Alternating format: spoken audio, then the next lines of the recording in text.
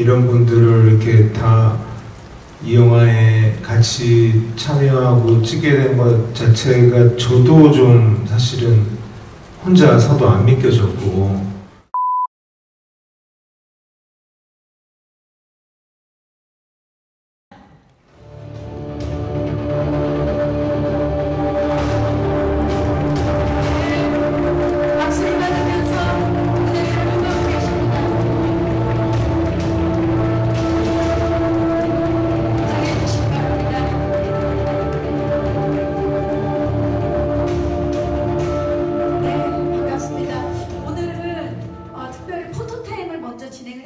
이제 정식으로 인사드리도록 하겠습니다. 전세계 동시 개봉을 앞두드립니다. 네, 반갑습니다. 송강호입니다. 이게 우리가 2년 넘었죠. 영화 시작한 게 2년이 훌쩍 넘어가지고 우여곡절, 여러분도 잘 아시다시피 또 개봉도 한 2번 연기를 하고 드디어 여러분들께 소개를 하는 시점에 와서 너무 기쁘고, 평소 존경하고 좋아하는 우리 동료 배우들 또 후배 배우들과 같이 인사드리게 돼서 영광스럽게 생각합니다. 네, 반갑습니다. 이병헌 씨 인사 부탁드립니다. 네, 저도 마찬가지고요. 영화를 개봉한다는 소식을 들었을 때도 진짜 개봉을 하나 생각을 했는데, 이렇게 저희 배우들 다 같이 모이고 또 기자분들이 많이 와주시고 오래간만에 얼굴 뵙고 그러니까 반갑고 또 이제 좀 실감이 나는 것 같아요. 네, 실감 나시죠? 전도연 씨 인사 부탁드립니다. 네, 안녕하세요. 전도연입니다. 네, 저도 이렇게 저희 비상선언이 개봉을 하게 돼서 굉장히 기쁘고 사실 꿈만 같아요. 그리고 지금 이 자리에 있는 것도 너무 오랜만이라 굉장히 떨리는데 저희 비상선언 잘 부탁드리겠습니다. 감사합니다. 네, 김남길 씨. 네, 반갑습니다. 김상길입니다. 앞에 선배님들이 말씀하신 것처럼 저도 사실 이런 자리가 되게 오랜만에 굉장히 떨리고 설레고, 이렇게 여러분들을 또 비상선언을 개봉하는 자리에서 만나뵐 수 있게 돼서 굉장히 영광스럽게 생각합니다. 비상선언 잘 부탁드리겠습니다. 감사합니다. 네, 임시완 씨. 안녕하세요, 임시완입니다. 우선 이렇게 대단한 선배님들이랑 같이 이렇게 한 자리에서 인사를 드릴 수 있게 돼서 큰 영광이라고 생각을 하고요. 그리고 오랜만에 이렇게 기자님들 앞에서 이런 자리를 갖게 되니까 정말 감개무량한 것 같습니다. 이런 자리가 당연한 자리였었어야 하는데 한 2, 3년 동안 이런 자리가 없으니 이런 자리가 더더욱 소중한 생각이 듭니다. 어찌 아무쪼록 이렇게 소중한 자리 함께 할 수 있게 돼서 큰 영광이라고 생각합니다. 감사합니다. 네, 김수진 씨. 네, 안녕하세요. 이렇게 많이 비상선언 영화를 위해서 찾아와 주셔서 진심으로 감사드립니다. 잘 부탁드립니다. 네, 잘 부탁드립니다. 박혜준 씨. 예, 이렇게 기다려왔던 영화가 개봉한다니까 너무 기분 좋고요. 또 이렇게 많이들 찾아주셔가지고 너무 기분 좋습니다. 예, 잘 부탁드립니다. 감사합니다. 네, 한재림 감독님. 네, 저는 이제 촬영을 한 지가 2년이 좀 됐는데, 그리고 몇 번에 걸쳐서 개봉을 하려고 이렇게 상황을 보다가 이제 개봉하게 돼서, 그리고 이제 기자님들 이렇게 많이 찾아주셔서 너무 감사하고, 관객과 만날 걸 생각하니 벌써부터 좀 설레이고 기분이 좋은 것 같습니다. 네, 감사합니다. 네, 반갑습니다. 일단 이 작품은 저한테 한 10여 년 전에 이제 의뢰가 왔던 작품이었어요. 근데 당시에는 제가 이 작품의 어떤 설정이나 이런 기획이 되게 좋았지만 이거를 어떻게 풀어야 될지 좀 감이 안 와서 그때는 이제 못했었는데, 사실 제가 개인적으로 비행공포증이 굉장히 심하고, 그래서 이 비행기 안에서 인간들이 갇혀있는 상황에서 재난을 겪는다는 그런 공포가 계속 저한테는 남더라고요. 한 10년 동안 이걸 하고 싶다라는 생각이 계속 들었고, 그 10년이 지나는 동안 불행히도 한국 사회에 어쨌든 크고 작은 재난들이 있었어요. 그 재난들을 이렇게 가슴 아프게 지켜보면서 그리고 어떤 생각이 좀 떠오르더라고요. 이 작품을 해야겠다. 그리고 이 작품으로 할 말이 좀 생긴 것 같은 그런 느낌이 좀 들어서 터킹 이후에 이 작품을 하게 됐습니다. 저는 이제 한재림 감독님하고 세 번째 작품을 우아한 세계 관상.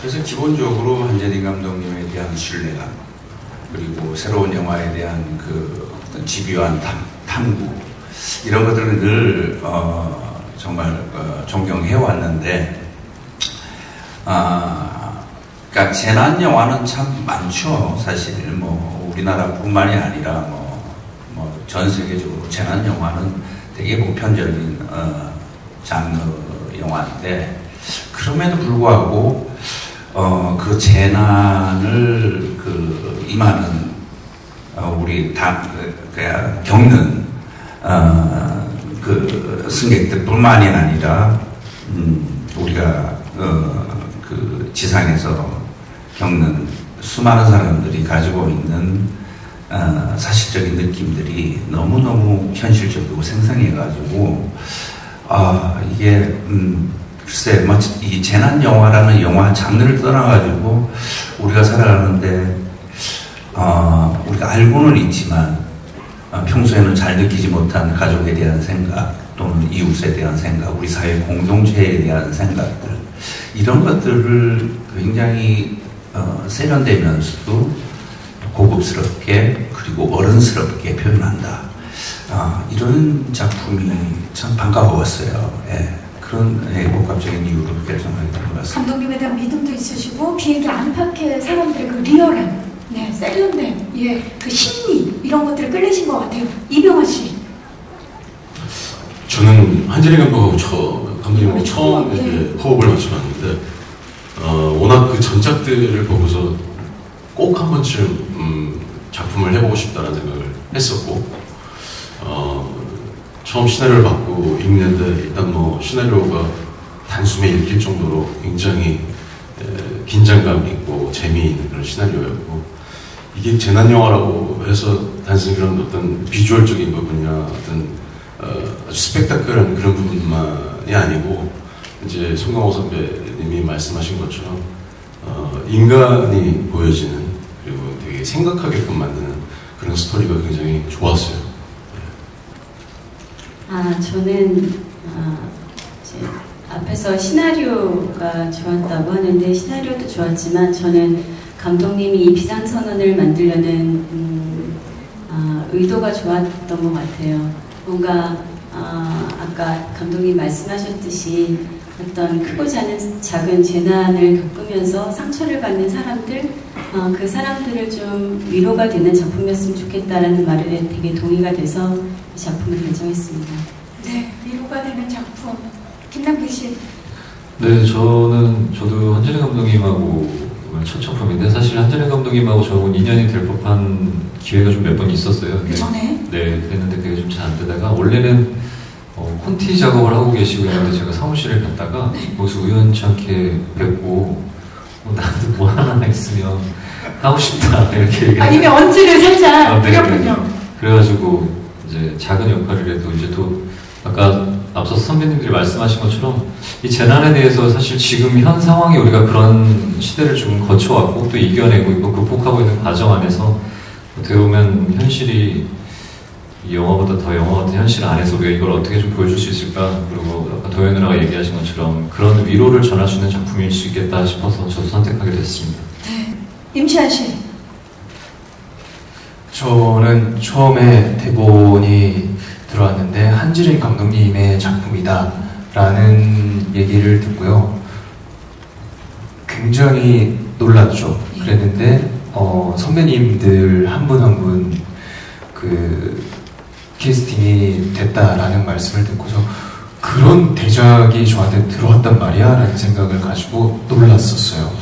근데 그 뒤로 이제 감독님이랑 미팅이 잡혔다 라고 말씀하시니까 그게 진짜 내가 할 수 있는 건가? 라는 생각이 들었는데 이제 제가 또 캐스팅이 되고 나서 또 안심이 안 되는 거예요. 너무 실감이 안 나니까. 픽스가 된 건 아니니까, 그쵸? 이게 또 될 때까지는 모르니까, 진짜 내가 이걸 한단 말인가? 라는 의구심을 계속 갖다가, 드디어 첫 촬영을 했을 때 안도감을 내가 진짜 하는구나. 네. 약간 실감이 안 나는 작품이었어요, 저한테. 영화만큼 흥미로운 우리 임시완 씨의 의식의 흐름에 대해서 말씀해 주셨습니다. 자, 김소진 씨.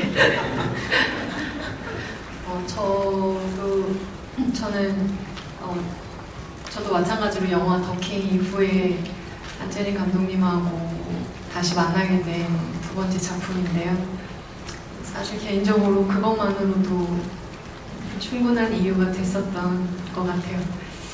어떤 작품일까 궁금하기도 했지만 어떤 이야기를 하게 되든 감독님이 풀어내는 연출에 대한 기대와 신뢰감을 갖고 있었기 때문에 다시 이렇게 작업을 할 수 있는 기회가 주어졌다는 것에 대해서, 그리고 또 모험을 또 할 수 있는 그런 역할을 제안해 주셔서 감사한 마음으로 또 설레는 마음으로 참여하게 된 것 같습니다. 네, 더킹 이후에 또 이번에 비상선언을 통해서 만나셨습니다. 박혜준 씨. 네, 저도 마찬가지로 처음에 저 감독님이 작품 하신다고 해서 굉장히 감독님이랑 작품을 되게 하고 싶었거든요. 그 전작들에 대해서 되게 좋게 봐서. 그래서 그것도 그런데 또 선배님들도 다 하신다고 하니까 이게 뭐 안 할 이유가 없다 이런 생각을 했고, 그 다음에 작품 너무 재밌게 봤고, 또 제 역할 자체가 또 되게 제가 잘할 수 있을 것 같은 생각도 들어가지고. 자신감을 주시고. 그래서 했습니다. 예.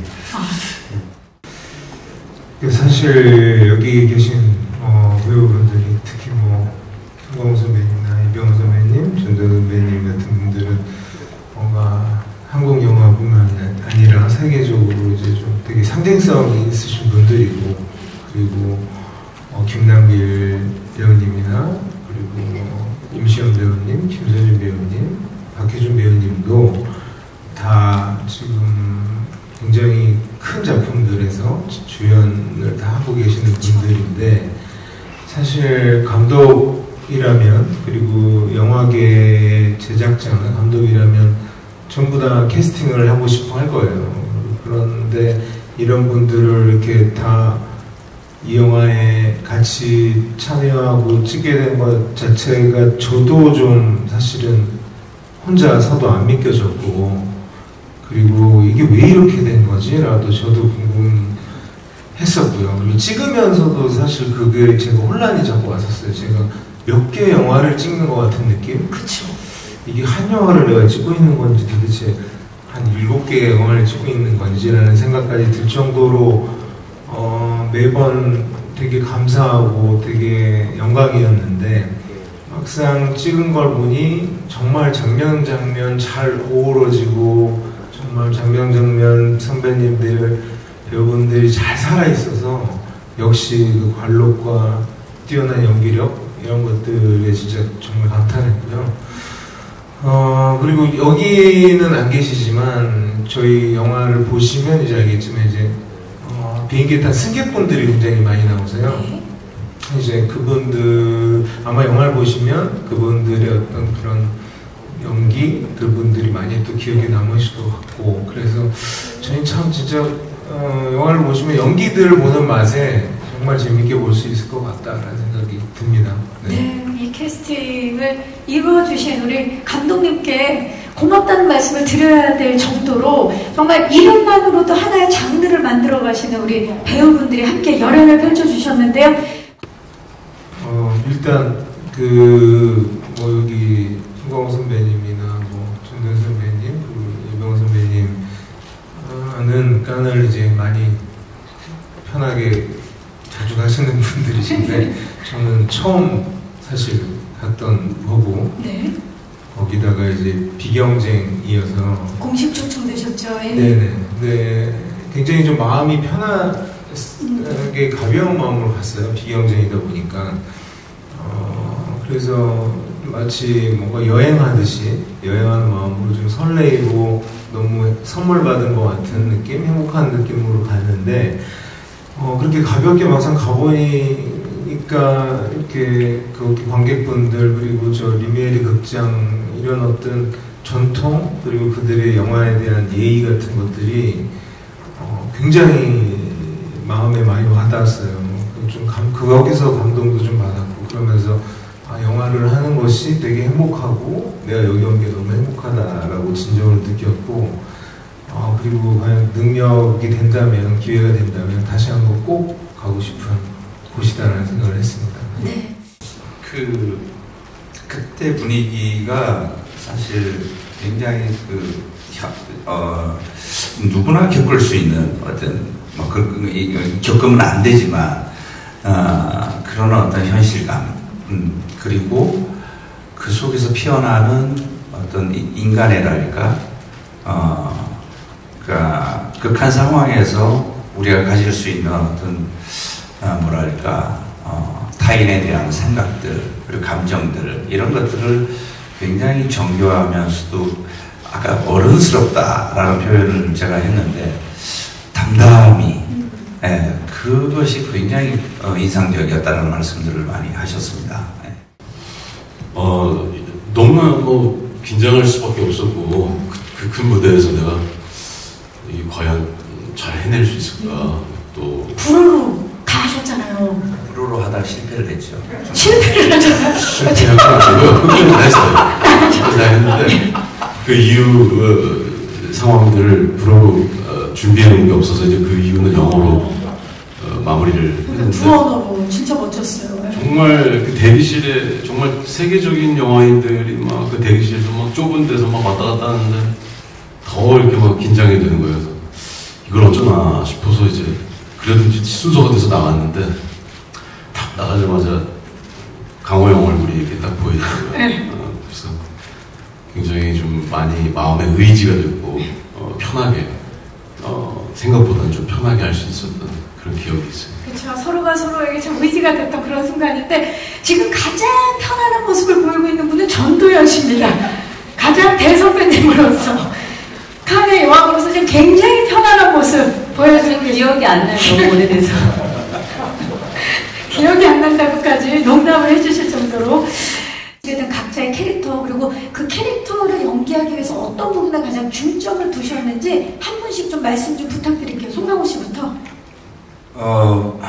지금 왼쪽에 보이는 저게 이제 사실 그 형사팀장이 들어올 수 없는 고위급 그 회의, 비상회의인데 사실은 이제 비행기 안에 물론 형사팀장으로서 죄송합니다. 뭐 어떤 직업적인 윤리의식에서도 뭐 이렇게 움직일 수 있지만 사실은 가장 사랑하는 가족이 타고 있어요. 네. 그렇기 때문에 그래서 급한 마음 그리고 절실한 마음에서 이렇게 들어와서 막 이렇게 같이 회의하는 장면입니다. 예, 그런 장면입니다. 연기하시면서 가장 중점을 두신 부분은? 그러니까 그 상황에서 가족이 타고 있기 때문에 가족이 타고 있고 뭐 이렇게 형사로서도 뭐 움직일 수 있겠지만 그 절실함과 긴박함이 그렇죠. 예, 좋습니다. 이병헌 씨. 저거 기침을 하고 그러시는데 자리 좀 바꿔도 되나요? 네. 지금 긴박한 상황입니다. 불을 좀 옆에 물이 있습니다. 예. 저 사진이 어떤 상황이냐고요? 아니요, 그 역할 소개와 함께 이번에 역할을 그 연기하시면서 가장 중점을 뒀던 부분. 제역. 이게 기본적으로 제역이라는 인물은 비행공포증이 굉장히 심하게 있어요. 그러니까 그게 약을 수시로 먹을 정도로 굉장히 심각한 상황인데 딸의 어떤 병을 낫게 하기 위해서 이제 어쩔 수 없이 같이 이제 비행기를 타게 됐고 그 상황 속에 엎친 데 덮친 게 그냥 가만히만 있어도 지금 약이 필요하고 힘든 상황인데 그 상황 속에 어떤 비행기의 어떤 재난이 시작이 되고 그런 상황 속에서 그 공포증을 이겨내면서 내가 할 수 있는 일이 뭘까를 생각해서 정말 있는 힘을 다해서 이겨내보려고 하는 뭐 그런 부분들에 가장 중요하다고 생각을 했어요. 이 캐릭터가. 극한의 상황에서의 재혁은 또 어떤 모습을 보여줄지 기대하도록 하겠습니다. 전도연 씨, 국토부 장관. 예.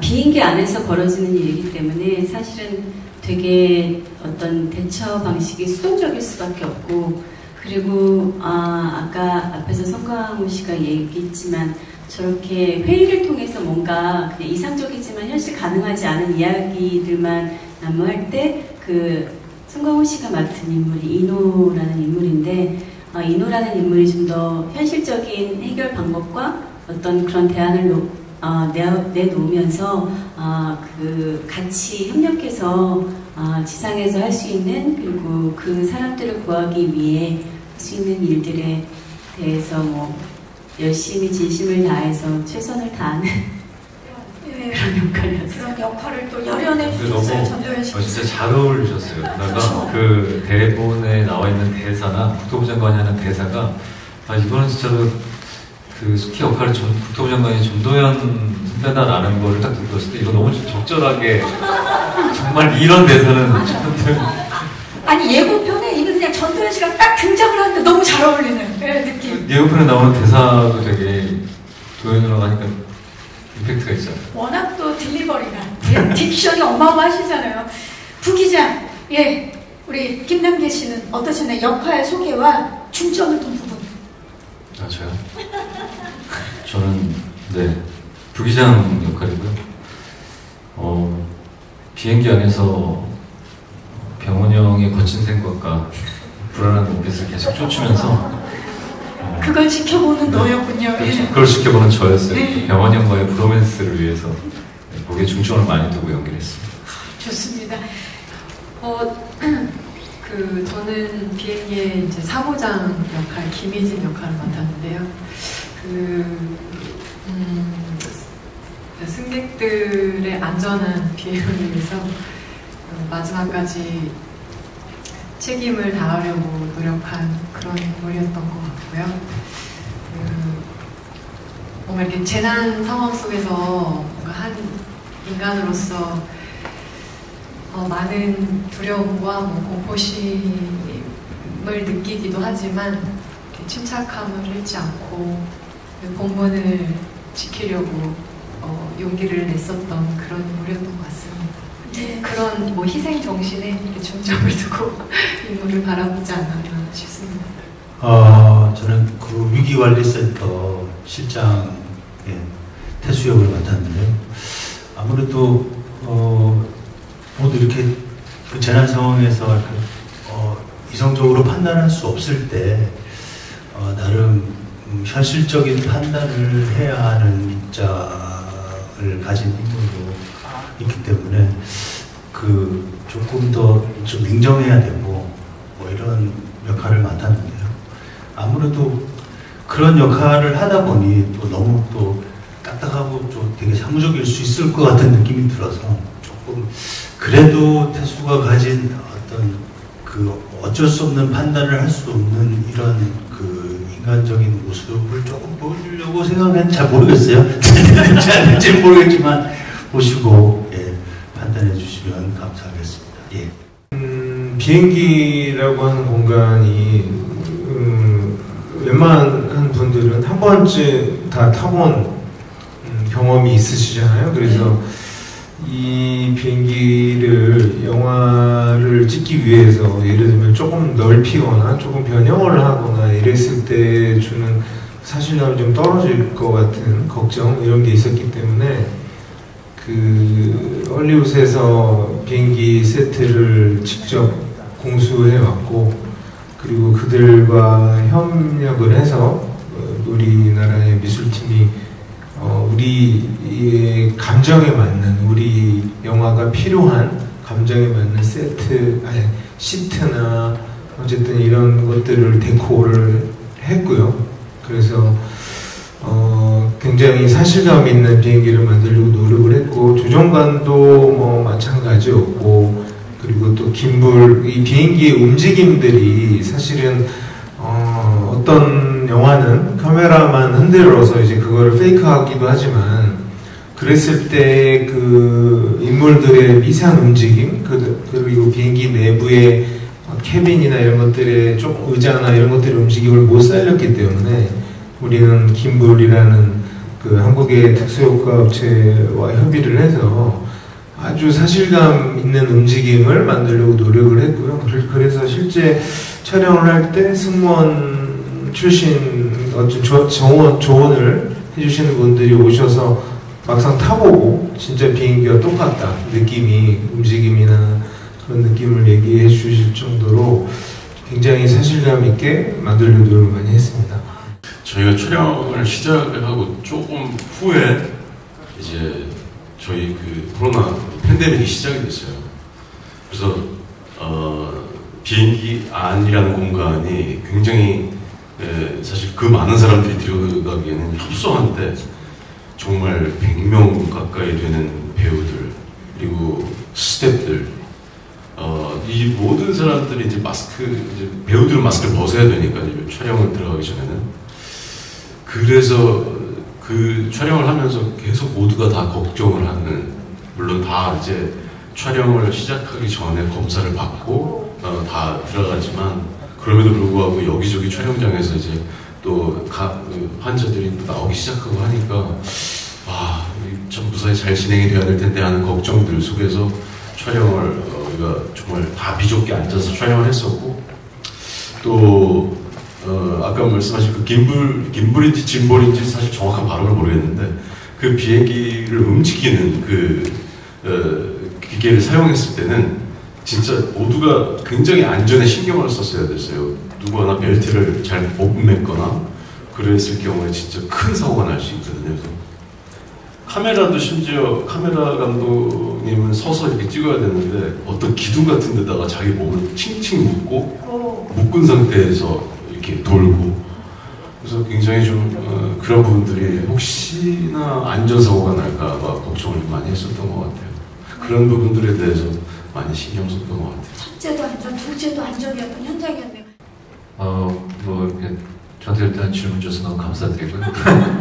영어를 묻다가만 그런 줄 알았는데, 농담이고, 연기 부기장 역할이 이제 책임감이 일단은 강한 역할이어서 그런 부분들에 대해서 아까도 이제 병원 형이 얘기해 주셨지만, 비행기 안이 승객들이 많은 부분들하고 병원 형하고 저하고 연기했던 그 조종석은 조금 어떤 부분에서는 외로운 공간이에요. 그래서 큰 짐을, 아니면 그 수많은 승객들을 우리가 짊어지고 같이 책임감을 있게 안전하게 리드를 해야 된다는 생각에 직접적으로 하는 게 아니니까, 이게 다큐는 아니지만 다큐인 것처럼 진정성을 좀 담아서 하려고 노력을 했었고, 그리고 병원 형이랑도 우리가 이제 비행기 그 시뮬레이션도 이제 가서 공부도 하고 많이 했었는데, 그게 그냥 흔히 우리가 직접적으로 접하는 가벼운 부분들이 아니기도 했고, 또 그냥 뭐 예를 들면 오락이나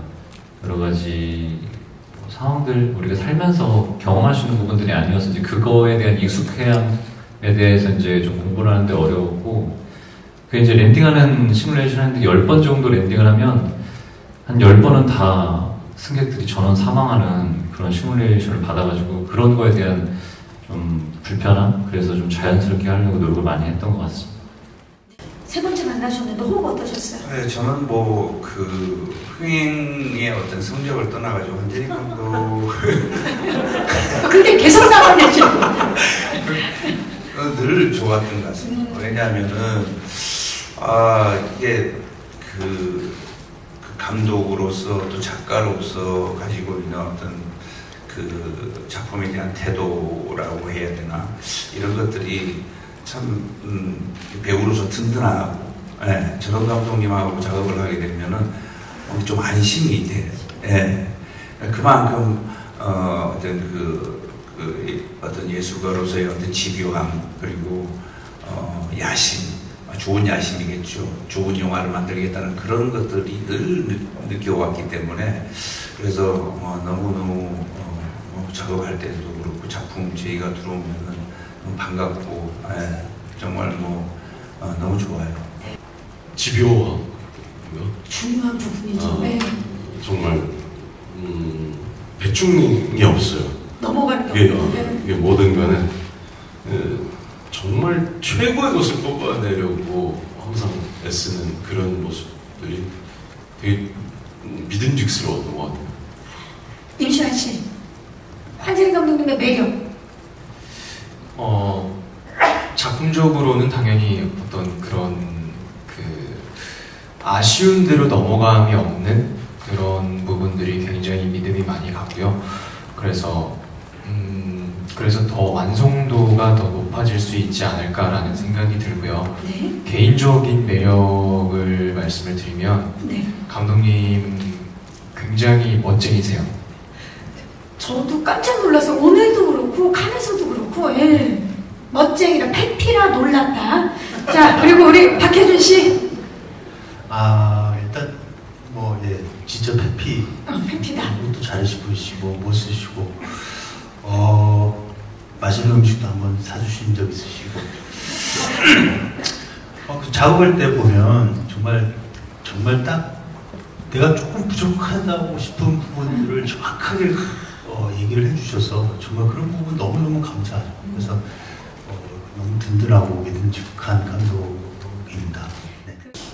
일단 저희 영화가 재난 영화이고 그래서 재난에 대해서 막 고민을 하면서 영화를 들어갔는데 촬영 좀 전에 코로나가 왔어요. 그래서 이 재난, 전 세계인들의 재난을 찍으면서 지켜보게 됐는데 저희가 영화 시나리오에서 썼던 상상들이 많이 또 보여지는 것을 보고 또 참 불행하지만 참 묘한 어떤 알 수 없는 기분에도 빠졌고 하지만 우리가 이렇게 우리 사람들이 많이 또 서로 노력하고 서로 공동체의 인간으로서 좀 더 희생도 하고 이러면서 결국 이렇게 좋은 그래도 아직 좀 더 나아진 세상이 온 것 같은데 그런 것들이 좀 담겨져 있는 영화인 것 같아요. 그래서 그냥 물론 우리 영화가 비행기 영화고 비행기의 그 공포도 있고 그다음에 서스펜스도 있고 엔터테인먼트한 것도 굉장히 강한 영화지만 그래서 예를 들면 4DX나 이렇게 특별관에서 보면 훨씬 더 체험하듯이 재밌게 볼 것 같지만 그렇게 다 보고 나서 또 한 번쯤 우리가 지난 재난, 우리가 피부로 닿는 재난 같은 것들에 대해서 한 번쯤 생각해 볼 수 있는 영화가 되기를 기대하고 관객분들을 빨리 만났으면 좋겠습니다. 네, 감사합니다. 고맙습니다. 박혜준 씨.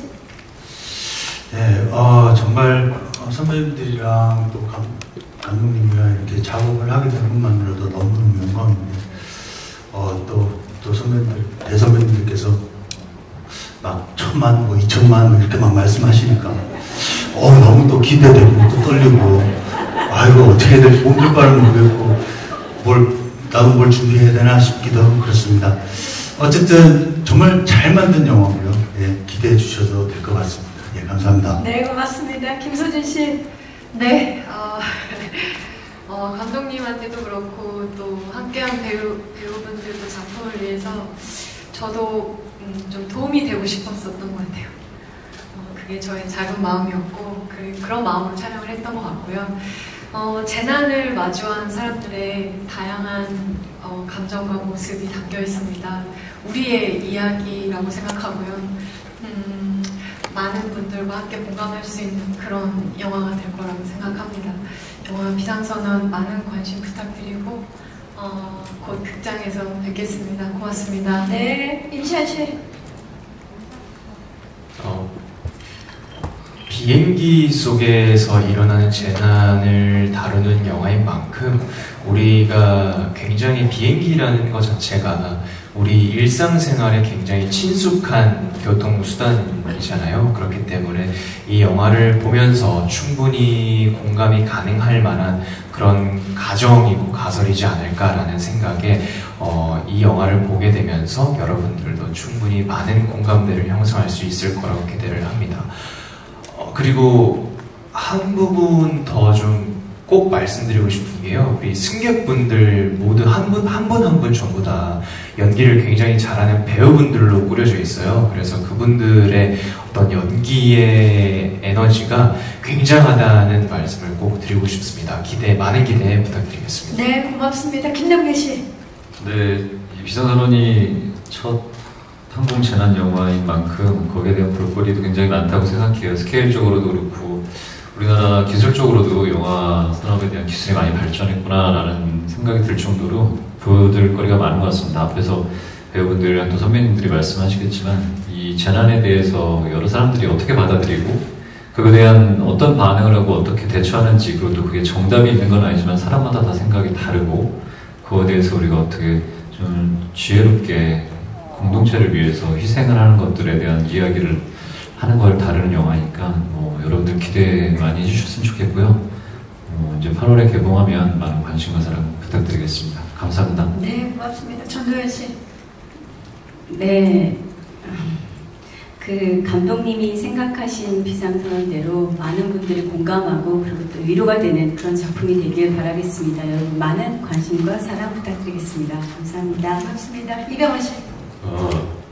영화가 시작되자마자 아마 끝날 때까지 이게 긴장감이든 아니면 어떤 감동이든 굉장히 센 감정들이 2시간 연속이 될 거예요. 그리고 어떤 사람이든 이 영화를 보면서 나라면 어떻게 했을까라는 생각을 분명히 하게 될 거고 그런 영화라고 생각을 하고 또 많이들 기대를 해주셨으면 좋겠습니다. 송강호 씨. 예, 어제 이제 좀 브로커 그 마지막 무대 인사를 이제 하면서 느꼈던 또 그 새삼, 이게 객석에 꽉 채워주신 관객분들한테 이제 인사를 드렸는데, 저 개인적으로 3년 만에 또 하필 또 이 자리에서 기생충으로 인사드린 게 마지막이었던 것 같아요. 그래서 이 3년 만에 관객분들과 앞에서 직접 인사드리고 이러는 것이 참 우리가 그동안에 참 다 어려운 시간들을 보내면서 이런 반가운 자리를 다시 만나고 이렇게 접할 수 있었다라는 것이, 그것도 서로 소통하고 작품을 통해 가지고 이런 것이 얼마나 소중하고 귀한 것이었나를 지난 시간들을 통해 가지고 느꼈던 세상 그런 고마움을 전했던 기억이 납니다. 그래서 저희 비상선언뿐만이 아니라 앞으로 한국 영화들이 참 다양하고 풍성한 그리고 그 한국 영화의 저력을 느낄 수 있는 작품들이 많이 소개될 텐데, 관객분들과 또 우리 한국 영화를 사랑해 주신 한국 영화 팬 여러분들이 비상선언뿐만이 아니라 많은 한국 영화를 통해서 이 어려웠던 시간들을 이렇게 풍성함으로 이렇게 또 그 어떤 삶의 어떤 양식을 느낄 수 있는 그런 기회가 되기를 바라고, 그 첫 번째 주자가 저희 비상선언이 되기를 진심으로 바라겠습니다. 많이 기대해 주십시오. 감사합니다. 네. 케빈 크루트워 오픈. 자, 모두 일어나서 인사드리도록 하겠습니다. 여러분, 고맙습니다. 네, 저와 함께 이쪽으로 퇴장하시겠습니다. 네.